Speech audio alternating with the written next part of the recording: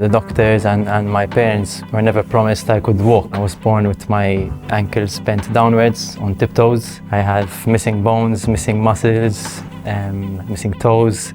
It was always a challenge moving from one major operation to the next.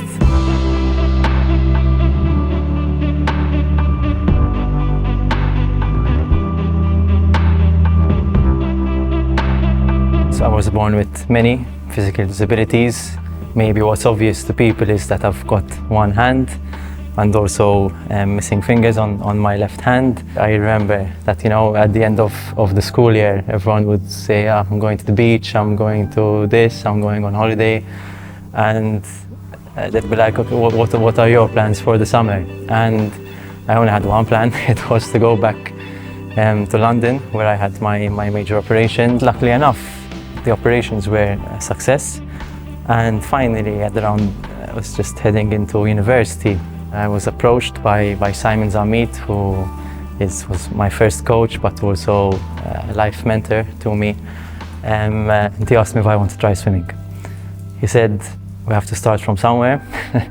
and I do remember just jumping into the pool for the first time, not knowing what it's going to be like. And we just kicked off from there.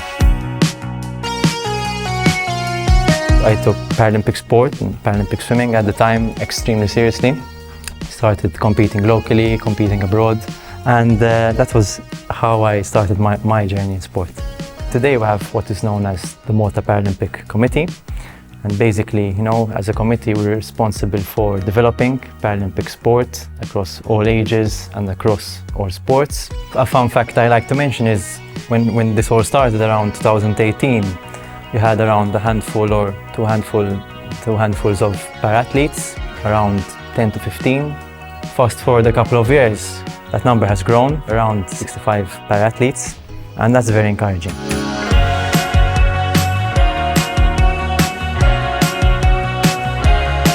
I describe myself as someone who is always looking out for the next big thing. So together with the team, I came up with this challenge. So this challenge, it's going to involve me rowing non-stop on the rowing machine for 28 kilometers. So that's a distance I've never done before. It's all about looking forward. It's about raising the funds to make Paralympic rowing in Malta a reality. Beyond that, this challenge, if someone had to ask me, why are you doing this? I want other individuals out there, who may have a physical disability, to believe in themselves that yes, just because I have a disability doesn't mean I can't take part in sport. Actually, it means I can do so much in sport and so much beyond sport.